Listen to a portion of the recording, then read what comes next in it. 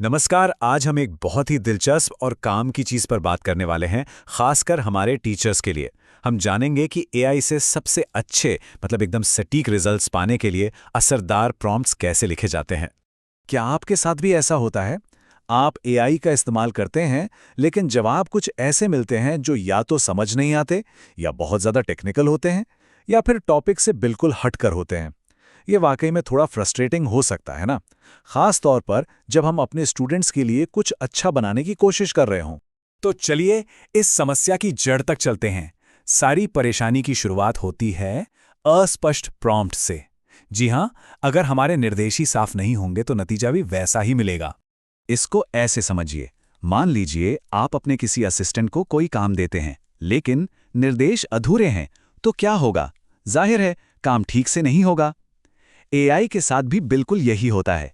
अगर हम बस इतना कह दें, एआई समझाओ, तो हो सकता है कि हमें टेक्निकल शब्दों का एक ऐसा पहाड़ मिल जाए जो स्टूडेंट्स के किसी काम का ही ना हो। तो फिर सवाल ये उठता है कि एक अच्छा प्रॉम्प्ट आखिर होता क्या है? इसे ऐसे सोचिए जैसे आप अपने टीचिंग असिस्टेंट को कोई काम सौंप रहे हैं। आपके इंस्ट्रक्शंस जितने ज्यादा साफ और सटीक होंगे, आपको मिलने वाला नतीजा भी उतना ही बेहतर होगा। आपको बताना होगा कि क्या चाहिए, किसके लिए चाहिए और कैसे चाहिए। चलिए अब सीधे समाधान पर आते हैं। इन अस्पष्ट प्रॉम्प्ट्स की समस्या का एक बहुत ही सरल और जबरदस्त समाधान है, और वो है एक 5 पार्ट फॉर्मूला। आइए इसे स्टेप बाय स्टेप समझते हैं। तो इस फॉर्मूले में 5 बहुत ही आसान कदम है। पहला, एआई को एक भूमिका दीजिए, मतलब उसे बताइए कि उसे किसकी तरह सोचना है, जैसे कि एक टीचर की तरह। दूसरा, कक्षा का स्तर बताइए। तीसरा, अपना विषय एकदम साफ साफ बताइए। चौथा, तय कीजिए कि भाषा कैसी होनी चाहिए, एकदम सरल या थोड़ी औपचारिक। और आखिर में 5वां कदम है प्रारूप, मतलब आप जवाब किस फॉर्मेट में चाहते हैं, पॉइंट्स में, कहानी के रूप में, या फिर किसी उदाहरण के साथ। और जब हम इन पांचों चीजों को एक साथ जोड़ देते हैं तो एक बहुत ही काम का टेम्पलेट तैयार हो जाता है। आप इसे अपनी जरूरत के हिसाब से थोड़ा बदलकर सीधे इस्तेमाल कर सकते हैं। ठीक है, थियरी तो बहुत हो गई। चलिए अब देखते हैं कि ये फॉर्मूला असल में काम कैसे करता है। हम एक पहले और बाद का उदाहरण देखेंगे, जिससे ये एकदम साफ हो जाएगा कि ये कितना असरदार है। तो देखिए, एक तरफ है हमारा पुराना अस्पष्ट प्रॉम्प्ट एआई समझाओ, और दूसरी तरफ है हमारा नया और बेहतर प्रॉम्प्ट कक्षा आईएक्स के छात्रों के लिए सरल शब्दों और एक असल जिंदगी के उदाहरण का उपयोग करके आर्टिफिशियल इंटेलिजेंस समझाएं। फर्क साफ नजर आ रहा है ना? तो ये नया वाला प्रॉम्प्ट आखिर काम क्यों करता है? जवाब बहुत सीधा है, क्योंकि इसमें हमारे 5 स्टेप फॉर्मूले के सारे तत्व मौजूद हैं।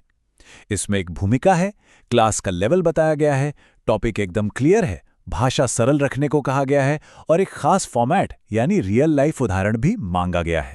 और इस फॉर्मूले की सबसे अच्छी बात यह है कि ये सिर्फ टॉपिक समझाने तक ही सीमित नहीं है। आप इसे अपने अलग अलग तरह के टीचिंग कामों के लिए इस्तेमाल कर सकते हैं।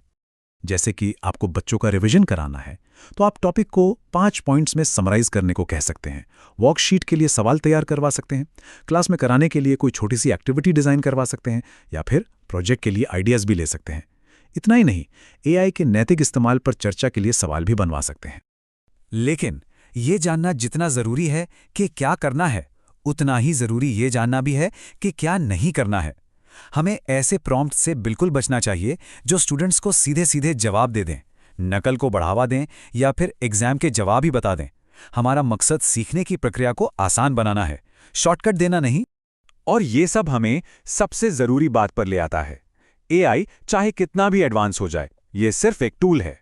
ये कभी भी एक टीचर के अनुभव और उनके विवेक की जगह नहीं ले सकता। इसलिए एआई से मिली किसी भी जानकारी को क्लास में इस्तेमाल करने से पहले ये सवाल खुद से जरूर पूछें। क्या ये कंटेंट हमारे सिलेबस के हिसाब से सही है? क्या ये मेरे स्टूडेंट्स के लेवल के लिए ठीक है? और सबसे जरूरी, क्या ये नैतिक रूप से सही है और इससे मौलिकता बनी रहती है?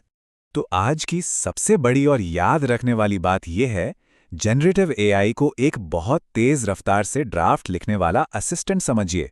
आखिरी या अंतिम टीचर नहीं, असली टीचिंग तो हमेशा एक टीचर के अनुभव और समझदारी से ही आती है। इस पूरे कंटेंट फ्रेमवर्क का श्रेय जाता है ज्ञानेंद्र वर्मा को। हमारे साथ जुड़ने के लिए आपका बहुत बहुत धन्यवाद।